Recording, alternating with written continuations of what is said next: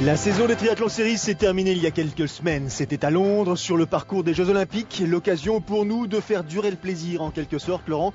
Et à cette occasion, à l'occasion de ce retour sur cette saison 2013 des Triathlon Series, d'insister sur des faits particuliers, d'essayer d'analyser un tant soit peu des performances, des contre-performances, enfin bref, de profiter de ces belles images et de pouvoir vous proposer de revivre à nouveau cette saison tellement passionnante. Oui, c'est toujours intéressant de revenir sur l'ensemble de la saison puisqu'elle est assez longue. Donc elle a commencé il y a déjà plus de 6 mois et c'est vrai de temps en temps on a tendance à se focaliser sur le dernier résultat, sur le classement final alors qu'il s'est passé beaucoup de choses comme dans toutes les saisons et que cette saison est particulièrement intéressante à plus d'un titre et notamment par le simple fait qu'elle soit une saison post-olympique et donc elle ouvre la porte à une nouvelle Olympiade et nous le verrons avec aussi quelques essais, des formats différents et des courses un petit peu atypiques qui n'étaient pas habituelles de voir sur l'ensemble du circuit. En tout cas, des sensations extraordinaires, des finishes à couper le souffle et puis des remises de prix humide. Allez, on revient en arrière un tout petit peu dans le temps. Ça commence effectivement par la Nouvelle-Zélande, Auckland, au début du mois d'avril. C'est une tradition et c'est normal, l'hémisphère sud, pour profiter des beaux jours, tandis qu'ici en Europe, il fait encore un tout petit peu frisqué. Et puis, deuxième voyage, long voyage, direction les États-Unis, la côte californienne, l'histoire en quelque sorte du triathlon et les plages de San Diego. Troisième étape, Yokohama, le Japon, là aussi, un voyage long.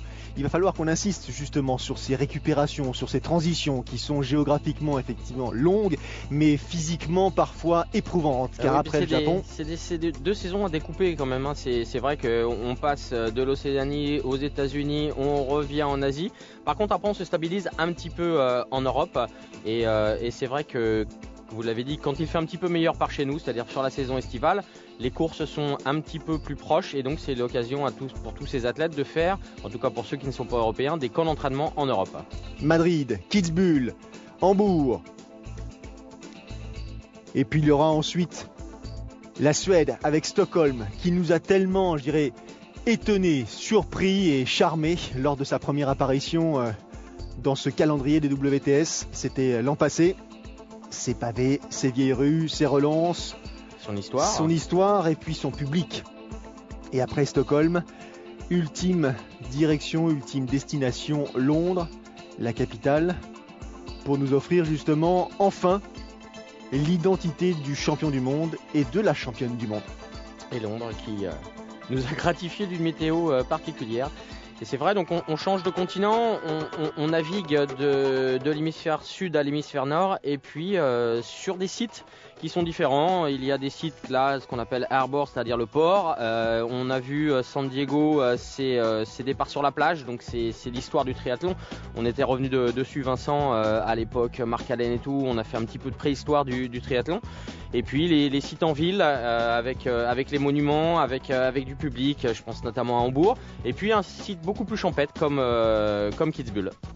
Anne Haug, elle avait terminé la saison 2012 par un superbe podium. Et quel podium, une victoire. C'était ici même, donc à Auckland en Nouvelle-Zélande. Et donc elle porte le numéro 1 à la faveur de ce nouveau début de saison. Anne Haug, dont on avait vu, Laurent, qu'elle était effectivement parmi les athlètes qui pourraient animer et peut-être même glaner le titre de championne du monde lors de cette saison 2013. Et ça a commencé de manière tonitruante. Oui, elle a tout de suite positionné clairement les choses.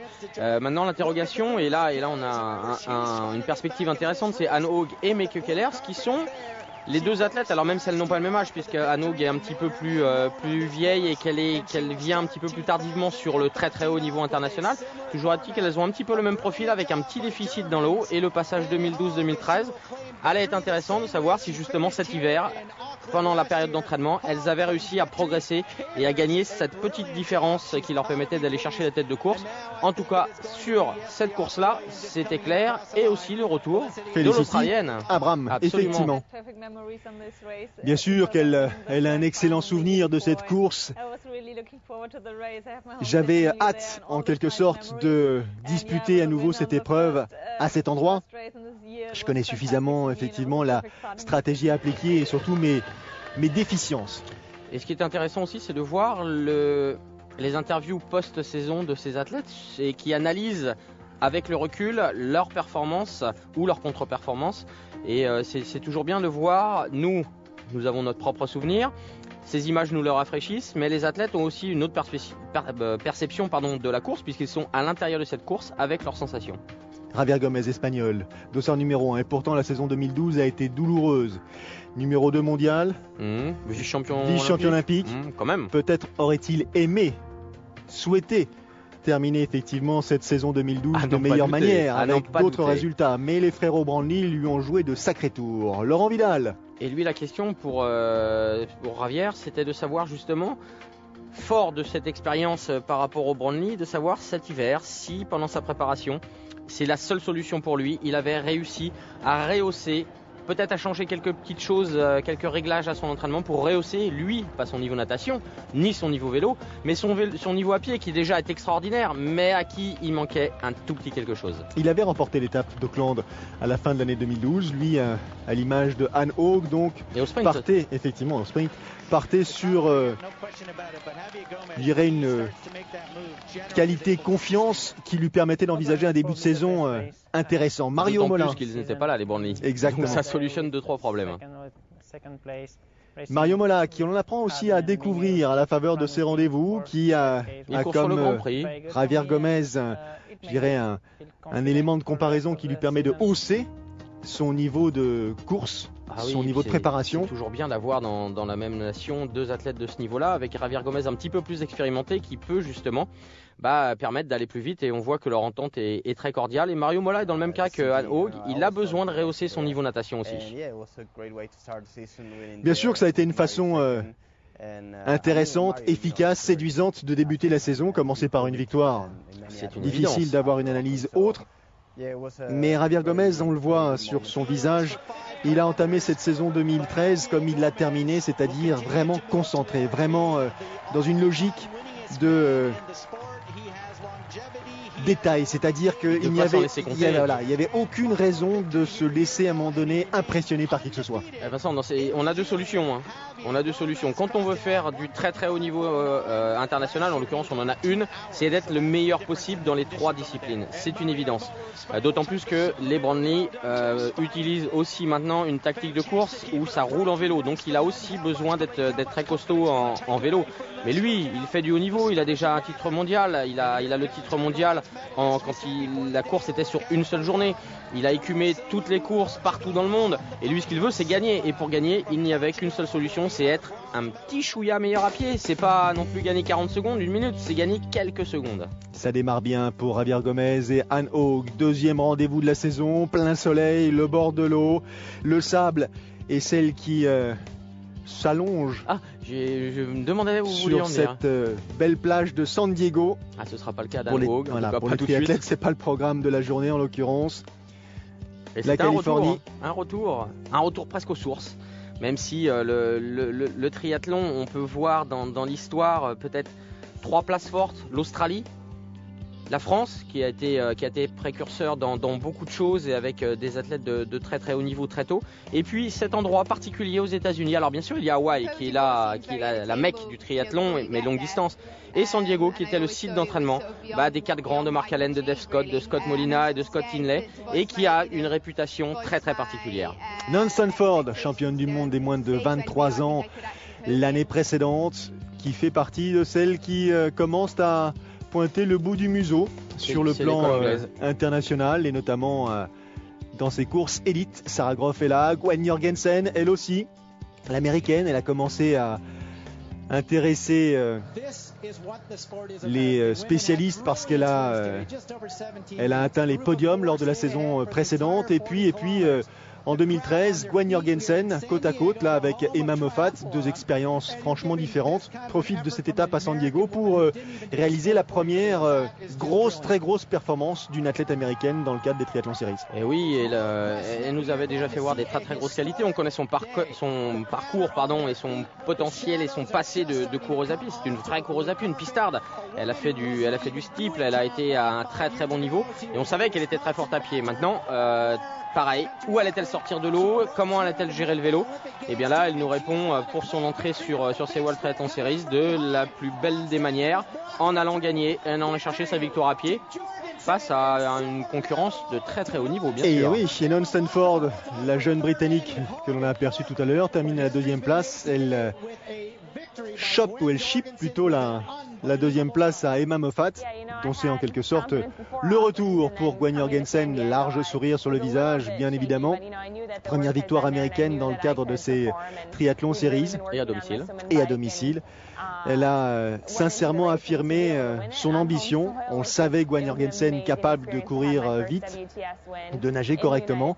Maintenant, on sait aussi qu'elle arrive à pouvoir gérer son vélo de manière à réaliser des performances qui sont de plus en plus probantes.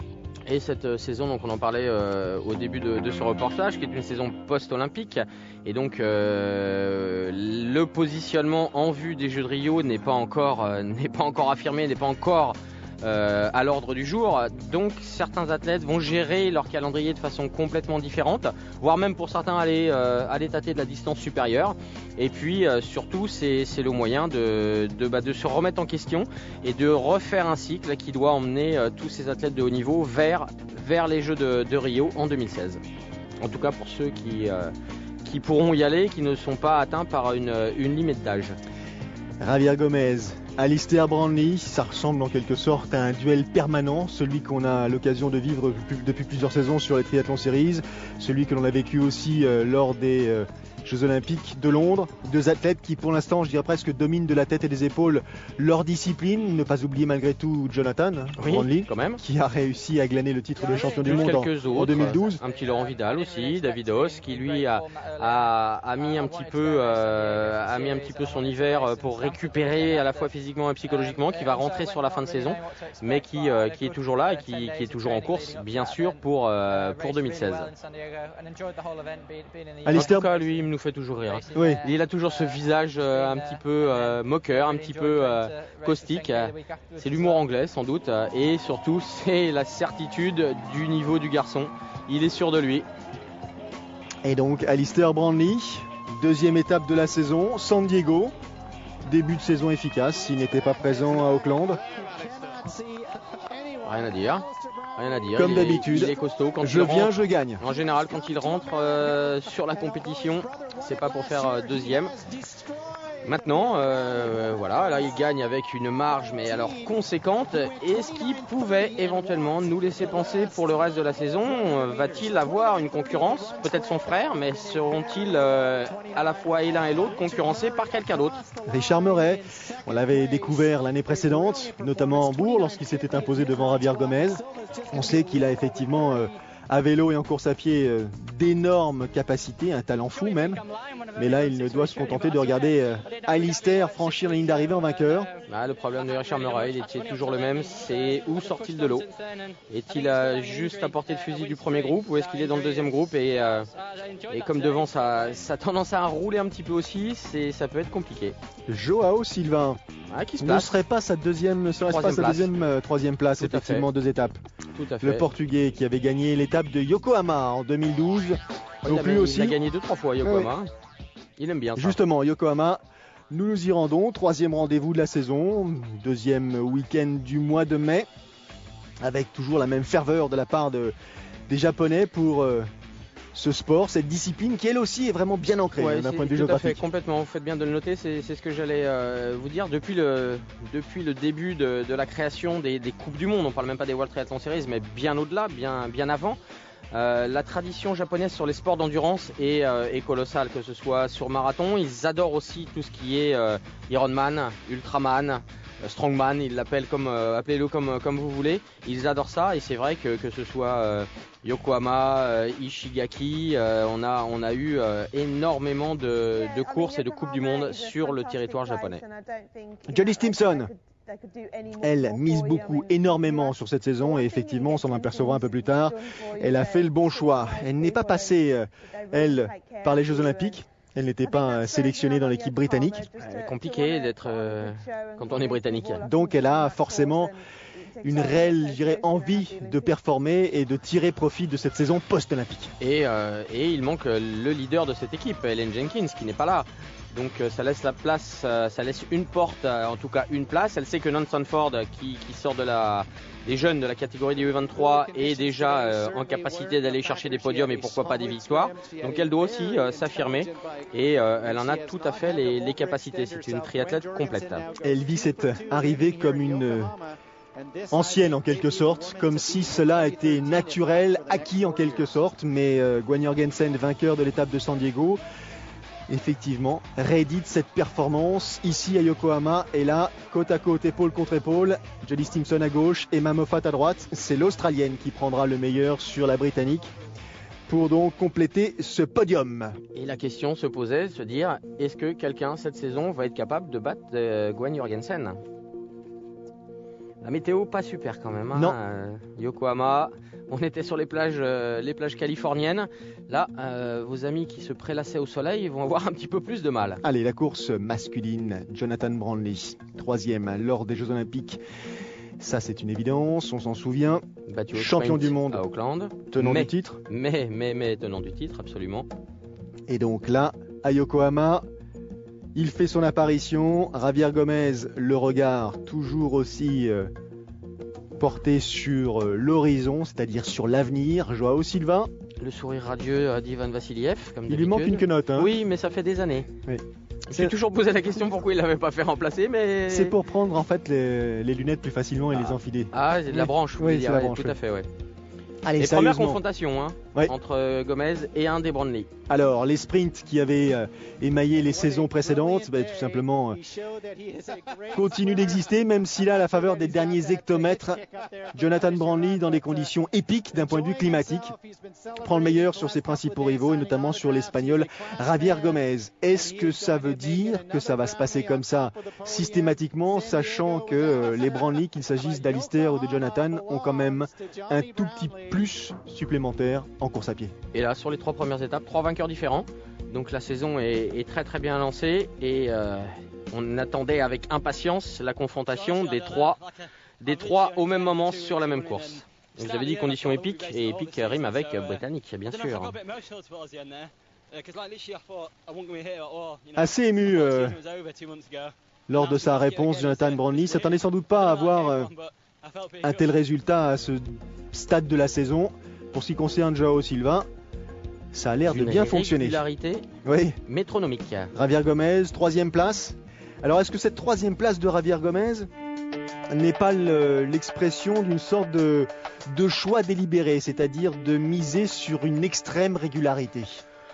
Une régularité, puis aussi se profilait à ce moment-là l'étape de Madrid où il est à domicile, où il a une pression énorme et aussi probablement la prise de conscience, même s'il l'a déjà eu l'année dernière, qu'il doit encore progresser à pied et pourquoi pas avoir remis un cycle d'entraînement justement avec du gros travail. Il est toujours délicat de juger la performance d'un athlète quand on ne sait pas ce qu'il a fait avant. Était-il complètement frais, complètement affûté ou s'était-il donné certains points de passage sur ces Coupes du Monde comme étant des objectifs majeurs? Et cette course de Madrid, à n'en pas douter, en était une pour lui. Donc voilà, relativisons et on va voir sur cette course à domicile, sur ce très très beau site de Madrid, de quoi va-t-il être capable? Alors là, on va enchaîner les compétitions. Madrid, Kitzbühel, après Hambourg, je dirais à cause du format ou parce que le format est différent, et on va enchaîner les compétitions difficiles. Madrid, le dessin du parcours cycliste est effectivement compliqué. Derrière Kitzbühel, on aura le temps d'en reparler, le profil du parcours va être effectivement atypique. Et ensuite, Hambourg, il va falloir véritablement s'accrocher. Oui, c'est vrai que c'est des configurations de course complètement différentes. et on n'était pas complètement habitué à ça sur les saisons précédentes.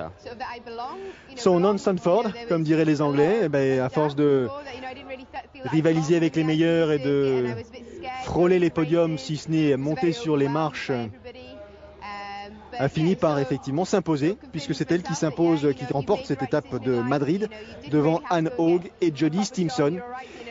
C'était l'étape la plus dense d'un point de vue niveau, comme souvent. Non-Stanford, dont j'aurais tendance à dire qu'elle a une course à pied qui se rapproche de celle des frères Brownlee, d'un point de vue de de son attitude, de sa rapidité, de son pied, comme vous dites. Ah oui, et puis là, elle a mis un écart, regardez, sur Anne Haug et Jodie Simpson, et elle se positionne comme étant l'une des très très grandes favorites, puisqu'on connaît le niveau d'Anne Haug, et on a vu au départ à pied, elle était là. Donc ça veut dire qu'elle n'a pas eu à essayer de rattraper un gap pendant la course, et donc c'est vraiment à la régulière, à la vitesse pure. Donc c'est tout à fait le cas, mais c'est l'école anglaise qui nous produit des athlètes de très très grande qualité, et ce depuis déjà quelques années.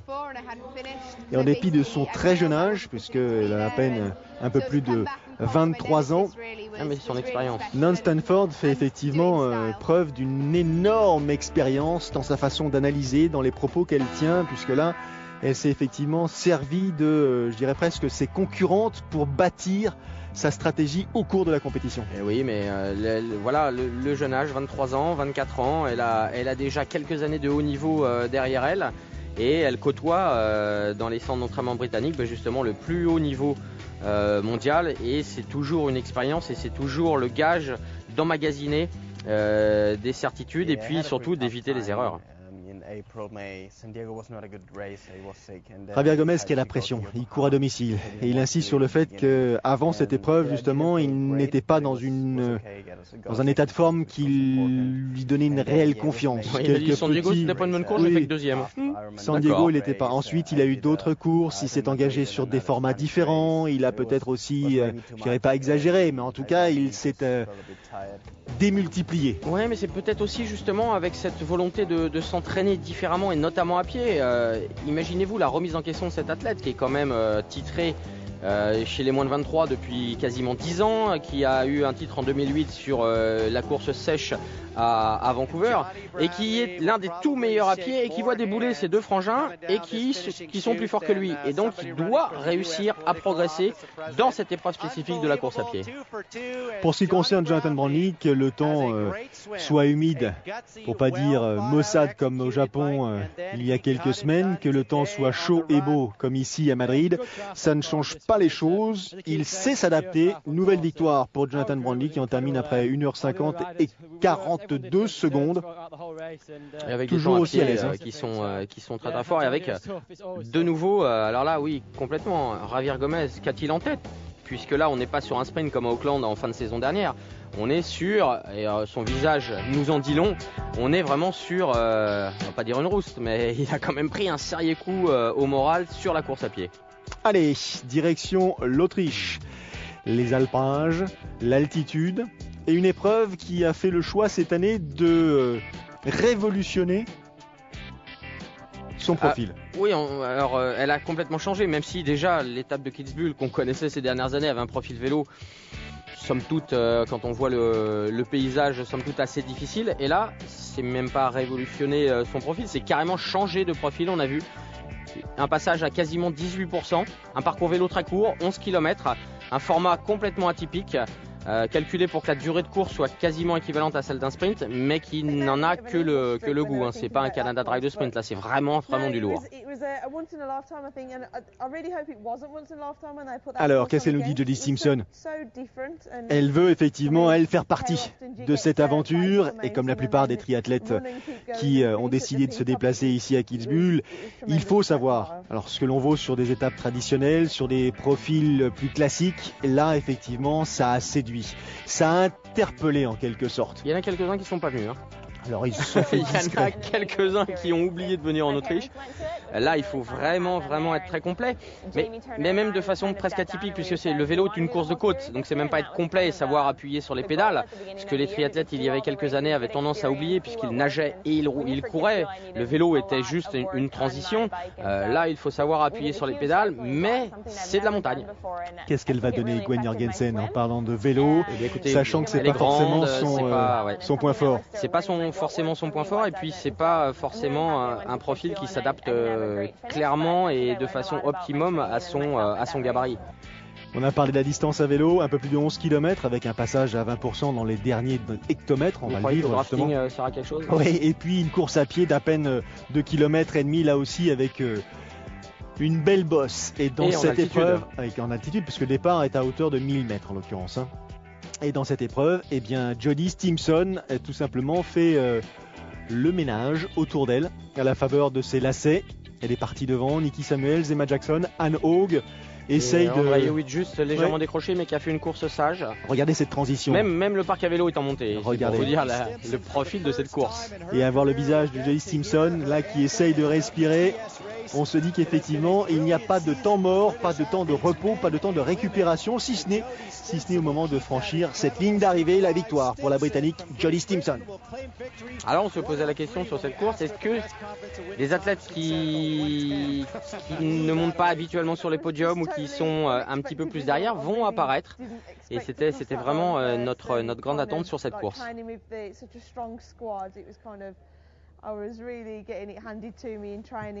Jody Stimson, effectivement, qui nous exprime toute sa satisfaction, mais c'est surtout aussi le fait qu'elle ne savait pas, en dépit de ses qualités spécifiques, elle ne savait pas à quoi s'attendre. Elles n'ont pas été plus surprises que cela. Elles avaient tout misé sur la difficulté extrême de l'épreuve.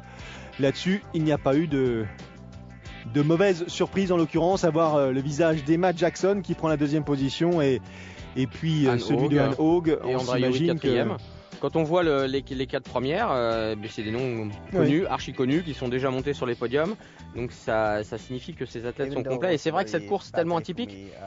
Dans la tête des athlètes sur l'ensemble d'une saison, est-ce qu'ils doivent préparer de façon spécifique cette bosse? Oui ou non?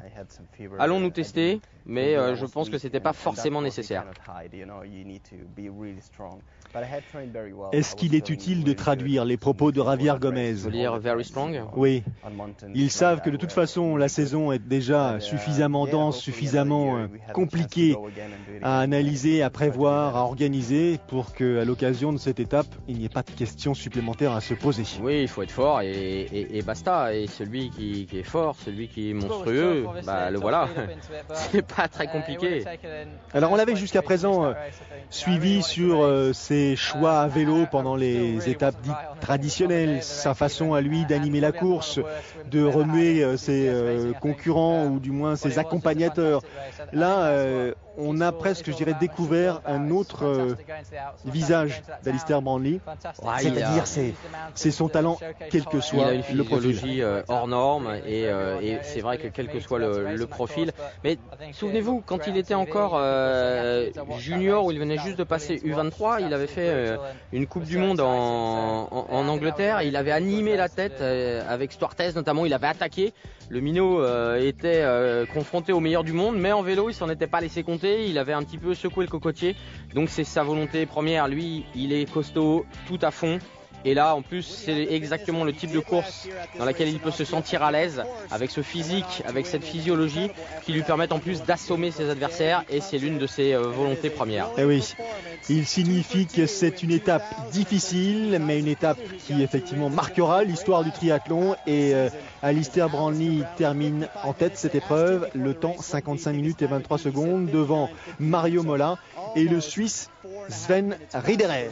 Et Sven Riederer qui réapparaît sur le podium, l'éternel Suisse, qui lui on le sait est très très complet, très costaud en vélo aussi. Et voilà, mais ce ne sont pas non plus des noms, à part peut-être le Sud-Africain là-bas qui arrive en 4e position Schumann. Et qui nous surprend un tout petit peu, mais qu'on va revoir dans la saison. On va revoir effectivement tout ce petit monde lors du prochain rendez-vous, celui de Hambourg. On marque une pause et on revient tout de suite sur ce Triathlon Series 2013. Nouveau rendez-vous de cette saison marqué par les arrivées spectaculaires, par le spectacle en général, par la présence massive du public. Est-ce qu'il n'y a pas encore davantage de monde que les années précédentes, Laurent? Si vous voulez mettre plus de monde à Hambourg, il faut aussi louer les appartements des immeubles qui sont sur le parcours. Hambourg est connu pour cette course avec un théâtre naturel en centre-ville. La natation, on peut la suivre, les spectateurs peuvent la suivre de bout en bout. On les a vus, ils sont assis sur le quai, les pieds dans l'eau. Les triathlètes passent à 1m52. Le parcours vélo a été étudié justement pour que tout le monde puisse en profiter. À Hambourg, c'est vraiment le rendez-vous où il y a un monde colossal et qui est apprécié par tous ces athlètes. Alors, 3 épreuves et non pas 2. Course élite homme, course élite femme et le fameux championnat du monde par équipe mixte. Petit relais. Alors, que nous dit Gwen Jorgensen? Qu'elle a eu la natation la pire qu'elle ait connue de sa carrière. Et il y en a eu d'autres, on verra ça un tout petit peu plus tard. Absolument. Un parcours avec un format de 750 mètres en natation, 20 km à vélo, 5 km en course à pied. Normal, et à la faveur de ce profil et de ce rendez-vous, l'Allemande Anne Haug, à domicile, a su capter toutes les ondes positives, l'a exprimé autour d'elle pour justement monter sur la plus haute marche du podium et s'imposer devant Non Stanford et Jodie Stimson. Et oui, à domicile, elle a réussi à se débarrasser des deux Anglaises. Et on a aperçu Gwen Jorgensen, donc qui a vraiment très très mal nagé, mais par contre qui nous a crédité d'un temps à pied canon et qui revient à une 6e place en posant le vélo 15 minutes 30. Et oui, il faudra le mettre en perspective avec certains garçons. Et elle est revenue à la 6e place en ayant posé le vélo, si ma mémoire est bonne, aux alentours de la 34e, 35e place. Ça, c'est fait. Ça, c'est pas mal quand même, hein. Gagner, on est allemande, on gagne à domicile à Hambourg. Ça rappelle Daniel Langer, vous vous souvenez, en 2007, qui avait gagné le championnat du monde ici même. Et là, effectivement, pas question de se lamenter, de se dire j'ai mal ici ou j'ai mal là. C'est au taquet du début à la fin. Et porté par le public. Regardez d'ailleurs le visage de Anne Haug. Elle est encore dans sa course.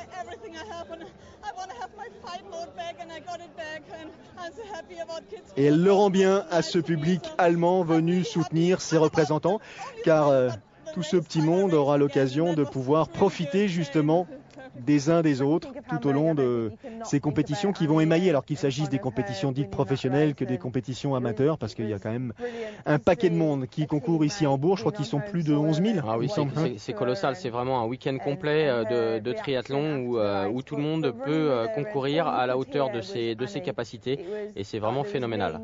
Par contre, après cette course, on pouvait commencer à avoir une petite analyse sur le haut niveau féminin. On a Gwen Jorgensen, donc bien sûr on ne va pas compter cette course, voilà, malgré tout on a vu sa capacité à pied et surtout à se mobiliser mentalement pour revenir de l'arrière. Mais on a les deux Britanniques, on a l'Allemande, et on voit que Andrea Hewitt est un tout petit peu en retrait, que les Australiennes sont pas loin mais ne viennent plus titiller les podiums. Donc on commence à avoir vraiment une idée de ce que ce podium et ce titre, ce vers quoi on se destine. Allez, autour des Lascars. 1 + 1 = 2. Je te tiens, tu me tiens par la combi, la trifonction, et dans ce même cadre-là, Javier Gomez essaie de faire le vide, de se concentrer. Car quand il y en a un, c'est compliqué. Quand ils sont là tous les deux, c'est presque mission impossible. Et oui, vous vous souvenez à Kitzbühel, il avait fait un concours de pénalty. Il avait juste oublié de se focaliser ou de se réserver pour l'étape, en l'occurrence, il n'avait pas couru. Et on se souvient il s'était fait un petit peu mal à la cuisse sur ce concours de pénalty avec le Laurent Vidal qui avait très très bien concouru. Et là, 1 + 1 = 2, on disait, et 3, et ça nous rappelle des souvenirs. Alors là, on a l'impression d'être effectivement quelques mois en arrière à Londres, à l'occasion des Jeux Olympiques. Les deux frères en tête de la course. Javier Gomez, dans son attitude, je dirais presque caractéristique, même si là, il donne le sentiment de souffrir un petit peu. Il a l'habitude de se tenir derrière, légèrement en retrait, mais là, il ne se tient pas en retrait, il ne peut pas aller plus vite. Il peut pas aller plus vite. Et là, souvenez-vous, Vincent, on se posait la question qui du petit ou du grand sur le sprint allait donner pleinement sa capacité. Avantage Alistair, l'aîné à droite. Jonathan est légèrement en retrait. Ça y est, là il a pris la décision. Intellectuellement, je vais faire la différence. Inutile de dire que c'est l'aîné qui va systématiquement prendre le meilleur sur le plus jeune des deux frères. Maintenant, il n'était pas question pour Jonathan Brandley de laisser son frère aîné prendre le meilleur sur lui-même. Quel finish, quel sprint. Et oui, et on sait que sur cette distance sprint, eh bien Jonathan est très très efficace, très très costaud. Et qu'au sprint, eh bien c'est la jeunesse qui a primé. Et là c'est terrible pour Javier Gomez. Il a été spectateur de ce sprint. Il n'a pas pu être acteur. Il les a vus à 20-25 mètres se régler la victoire devant lui. Et il bute sur les deux Brandley comme toujours.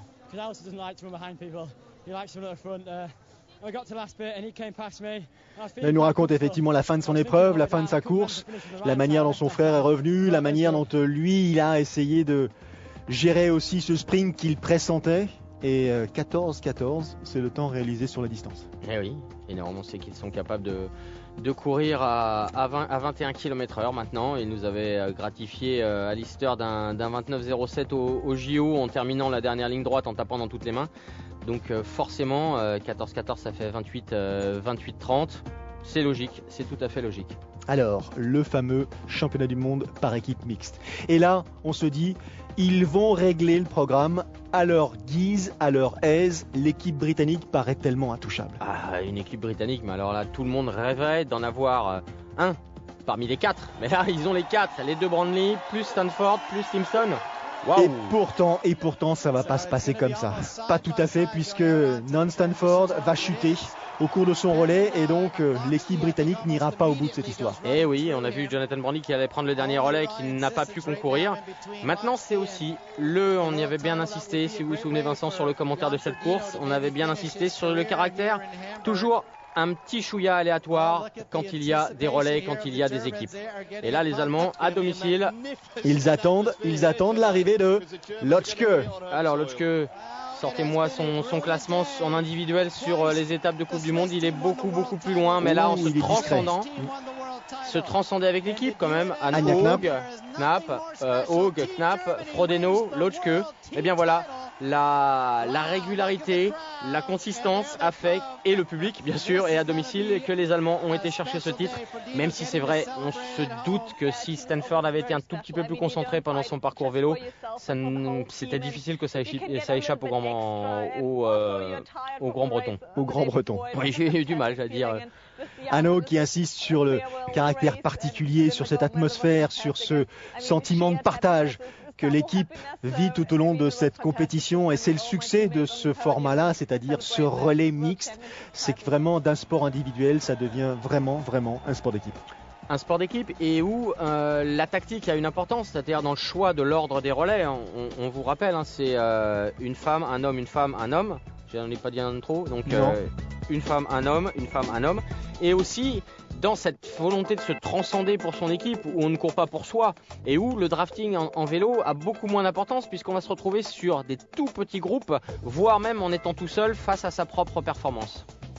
Allez, direction le nord de l'Europe, la Suède, la Venise du Nord, c'est son surnom en quelque sorte, mais inutile de travestir l'identité de cette cité magique. Ici, le triathlon a vraiment découvert, je dirais, une raison d'exister, une scène naturelle absolument magique. Et puis surtout, une locomotive. Et puis, je l'allais dire, non seulement une locomotive, mais fatalement aussi un nouveau public. Oui, plus que même locomotive, le mot qui convient est plus ambassadeur. C'est l'ambassadeur du triathlon en Suède. Lisa Norden, vice-championne olympique, souvenez-vous de ce sprint avec Nicolas Spirig, et qui a vraiment fait beaucoup pour le sport en Suède, même si on se souvient de Willem notamment il y a quelques années, il y a quelques Suédois qui ont fait quelques performances, mais sûrement pas au niveau de Lisa Norden. Lisa Norden qui n'a pas repris la compétition depuis sa dernière performance en 2012 et son titre de championne du monde, parce qu'il ne faut pas oublier qu'elle a pris le titre de championne du monde en passant. C'est son retour. Ouais. Elle a préféré effectivement prendre un peu de recul par rapport à sa compétition, faire des choix. Elle était peut-être aussi un petit peu émoussée, fatiguée, et c'est important de pouvoir prendre le temps. Sollicitations aussi, puisque dans un pays comme la Suède, quand on a la chance d'avoir une athlète de ce niveau-là, souvent, c'est contrairement à la France, les athlètes sont élus athlètes de l'année, peu importe le sport, et c'est vrai qu'elle a eu énormément de sollicitations, et donc elle a pris le temps. Rebelote pour Gwen Jorgensen, l'américaine qui termine à la première place de cette étape suédoise et s'impose donc ici avec un temps de 1:55:31. Superbe course à pied aussi. Ah, quand elle a une natation correcte, quand que tout se passe bien, elle est quasi intouchable à pied. Non Stanford en deuxième position, Anne Haug en troisième position. Tout ça nous prédit un ultime rendez-vous à Londres d'une énorme intensité et d'un immense intérêt, parce que le classement général est quand même c'est très serré. Étonnant, ouais. Quelques points, quelques dizaines de points entre les trois premières. Et c'est pas différent pour ce qui concerne les messieurs, puisque là aussi, ça va se jouer entre Jonathan Brandley, Alistair Brandley, ça va se jouer aussi avec Javier Gomez. Oui, mais avec là, pour la première fois de façon évidente, cette volonté des Brandley et notamment d'Alistair sur son impulsion de rouler en vélo, c'est-à-dire de faire une grosse natation, on sait qu'ils sont capables de mener natation et de sortir devant, d'écumer, de faire une vraie cassure à la sortie du parc à vélo et de rouler derrière. Et grand bien l'en aura pris, puisque nous avons deux petits Français qui ont fait une très très belle course. Vincent Louis l'année dernière, on se souvient, avait fait une très très belle performance, et là Aurélien Raphaël et Vincent Louis étaient dans ce groupe et on les voit là-bas, et avec l'écart qui s'est créé, ça va leur permettre d'aller chercher des places très intéressantes. Regardez l'inclinaison de cette transition, il suffit de voir la course à pied des différents triathlètes pour s'apercevoir que la bosse est belle. Alors ce qui est intéressant aussi par rapport à cette nouvelle stratégie, c'est que sur le groupe de tête, il y a quelques noms qui vont apparaître, qui sont très utiles en vélo et qui vont aussi faire des places. Je pense notamment à Alexandro Fabian par exemple, Ivan Vassiliev qui roule aussi, et ça va écumer derrière. Alors Mario Mola qui a un petit peu plus de mal, Joao Silva et Richard Murray qui ont un petit peu plus de mal en natation, eh bien n'apparaissent plus sur ce groupe de tête et vont avoir de plus en plus de mal pour aller chercher un podium. Et là encore une fois, un Brandley s'impose, c'est Alistair, mais Javier Gomez, il est malin parce qu'il a fait le nécessaire, Javier Gomez, pour prendre cette deuxième position. Troisième place sera prise par Jonathan Brandley, et dans le cadre de ce classement général qui nous intéresse au plus haut point, Gomez, il sait encore que par cette deuxième place enregistrée, il se laisse les portes du titre ouvertes. Et oui, et là donc suspense absolu, tout peut se passer sur cette dernière course, et alors on se posait des questions sur savoir est-ce qu'il vaut mieux avoir un championnat du monde sur une seule course, ou que le titre soit décerné comme c'est le cas depuis quelques années sur l'ensemble d'un circuit. Et bien là, en fait, c'est quasiment cette course qui va décider du titre. C'est presque comme une course d'un jour. Malgré tout, on est au bout d'une saison, et c'est ça qui a été très très intéressant. Back home, Hyde Park, ça rappelle quelques souvenirs effectivement à Alistair Brandley, champion olympique, et Jodie Stimpson, dont on vous disait tout à l'heure qu'elle n'a pas pu participer, n'avait pas été sélectionnée pour défendre les couleurs britanniques lors des Jeux de Londres, donc à domicile. Elle va prendre toute la mesure de cette opportunité qui se présente à elle. Et oui, quand on a vu Hambourg et les Allemands, ce que ça a pu donner, on peut imaginer Londres et les Anglais.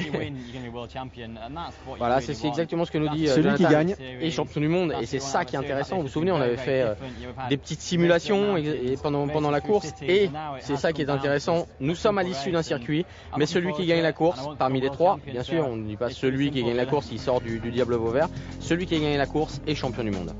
Imaginez la pression, imaginez la préparation surtout. Et puis la pression en Angleterre, ils savent de quoi il s'agit. Et puis après, il nous reste les aléas. Alors les aléas, il y a les conditions climatiques, il y a les faits de course, il y a les états de santé des unes et des uns. Et tout ça, et ça va nous réserver aussi quelques surprises. Et surtout qu'on est quasiment dans la même configuration pour la course des filles.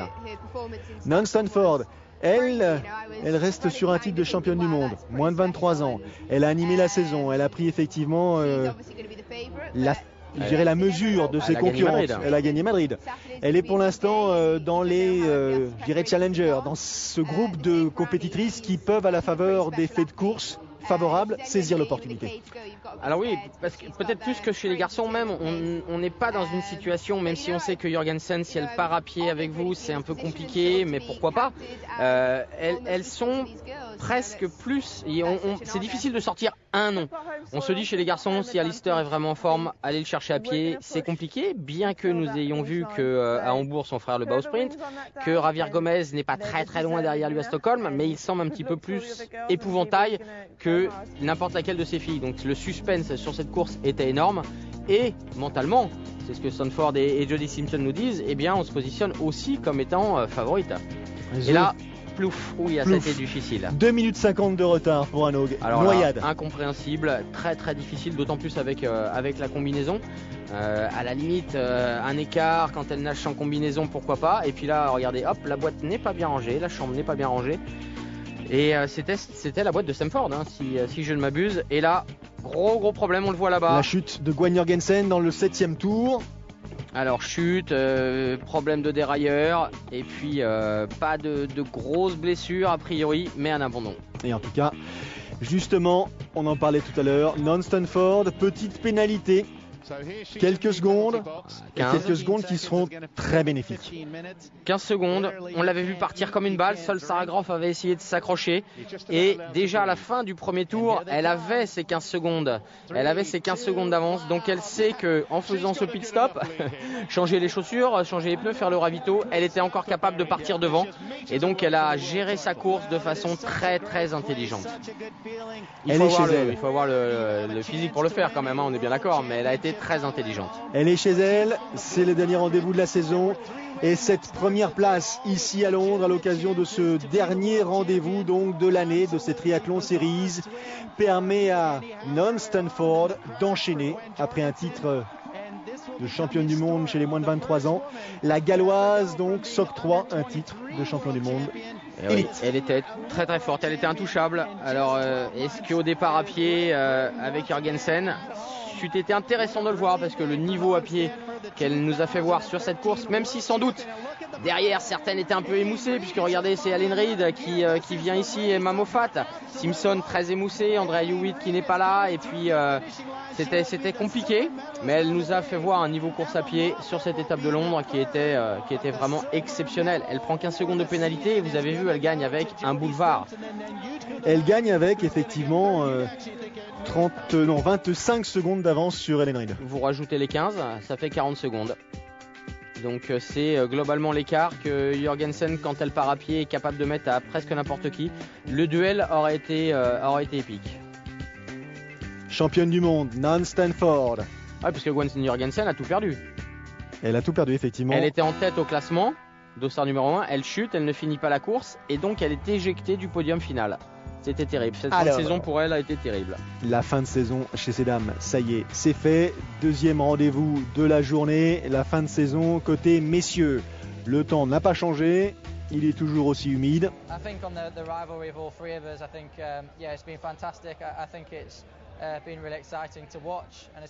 Il insiste effectivement sur le caractère très spectaculaire, un certain indécis, ils sont là tous les trois.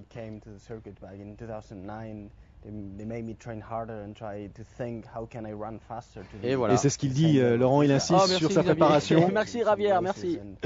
Il vous donne raison, c'est toute la difficulté, tout je dirais le travail réalisé par Javier Gomez, c'est cette capacité de hausser son niveau à course à pied. Oui, mais toute la question qui se pose, c'est comment je vais être l'objectif. Ok, l'objectif est évident. Un enfant de 5 ans est capable de vous dire, voilà, tu finis deuxième, tu finis troisième, t'es battu quasiment à tous les coups, ou presque. Il va falloir que tu cours un petit peu plus vite. Maintenant, à son âge, avec le passé qu'il a, avec tous les titres qu'il a, encore une fois, la remise en question de son entraînement n'est pas chose facile pour un athlète de ce gabarit-là. Et par conséquent, est-il capable de le faire? Mais c'est les Brownlee qui ont été l'artisan de ces progrès, il l'a dit. C'est eux qui m'ont fait réfléchir à mon entraînement, qui m'ont poussé et qui m'ont obligé à progresser à pied. Il y a du monde sur la ligne de départ et sur le ponton. C'est parti donc pour les 1500 mètres traditionnels et Alistair Brownlee dans son attitude caractéristique qui rameute les troupes, qui mobilise tout le monde. Nos Français sont là. Les Français sont là. Enfin, Vincent Louis et Aurélien Raphaël. C'était la rentrée de David Haas. Exactement. Et puis le Lolo Vidal qui était un petit peu plus loin derrière. Et puis surtout Alistair Brownlee qui coince parce que tendon d'Achille qui coince. Effectivement, douleur au tendon d'Achille. Et il nous reste l'épilogue, la fin de cette aventure 2013, le mano à mano entre Jonathan Brownlee et Javier Gomez, le fameux sprint sous la pluie. Le fameux sprint sous la pluie comme l'année dernière à Auckland. Allez. Et ils se sont testés pendant toute la course à pied. Et vas-y, je te passe. L'un devant qui prend le relais en quelque sorte. Il s'appuie sur le public. On court vraiment proche des barrières. C'est important. On ralentit. Il y a même eu un moment, souvenez-vous, on avait le compteur de vitesse qui s'affichait pendant la course. Et on était redescendu vers 17 à l'heure. Puis c'était remonté à 21 avec un passage à 22-23. C'était terrible. Regardez Javier Gomez là en rouge qui respire, qui ventile, qui essaye surtout de préparer ce sprint auquel ils s'attendent tous les deux. Là, ça ne court plus. Regardez, c'est facile. On se croirait sur une piste cycliste. On est presque, regardez, c'est presque une séance de surplace. Du très très haut niveau. Ça y est, c'est parti. Première initiative, celle de Jonathan Brownlee. Il accélère, il prend rapidement les devants. Gomez ne se laisse pas surprendre. Il prend la foulée, se décale un tout petit peu pour ne pas entrer en contact avec la foulée justement du Britannique. Mais le Britannique, on est encore loin. Intelligemment, et le frérot qui l'encourage, il est loin, mais il l'encourage. Et regardez, Jonathan intelligemment qui vient chercher le côté droit, qui vient chercher les barrières pour empêcher la ligne d'arrivée. Il faut faire un petit virage, une petite chicane droite-gauche. Donc souvenez-vous, on s'était dit il est intelligent, il vient le serrer là. Est-ce que ça va être suffisant? Ça y est, il accélère à nouveau. Deuxième accélération, il reste un tout petit virage et la ligne d'arrivée. On est à 50 mètres de la ligne d'arrivée. La course est gagnée pour Jonathan Brownlee et c'est à cet instant que Javier Gomez trouve les ressources nécessaires pour faire la différence. Et voilà, position tout en puissance. Et voilà, il coince. Il est allé à la limite de son relâchement. Et c'est Javier Gomez qui, comme l'année dernière, bat Jonathan au sprint à une toute petite différence près. 3e titre mondial pour l'Espagnol. C'est que cette année, il gagne la course et il gagne le titre. L'année dernière, il avait gagné la course, mais il n'avait pas été champion du monde. Regardez l'effort, le dernier effort. Javier Gomez sur la droite qui se défait de Jonathan Brownlee. Et on a vu le désarroi. C'est très rare de voir l'attitude, le visage de Jonathan Brownlee qui à ce point-là se résigne, abandonne. Bah oui, il est arrivé au maximum de sa vitesse et donc au maximum de son relâchement. Il se crispe et là, à partir du moment où vous vous crispez, bing, les 2 mètres sont là et la course est terminée. Belle saison. Anne Haug aussi qui, elle, a fini la course. On ne l'a pas signalé tout à l'heure et qui garde sa place sur le podium. Sur le podium, puisque derrière Stanford, c'est Johnny Stimson. Absolument. 2e place. Prochain rendez-vous sur l'antenne de Sport Plus la semaine prochaine, lundi, le courte distance de Barcelone. Un petit tour en Espagne, car la saison ne s'arrête quasiment plus. Salut! Bye bye à tous!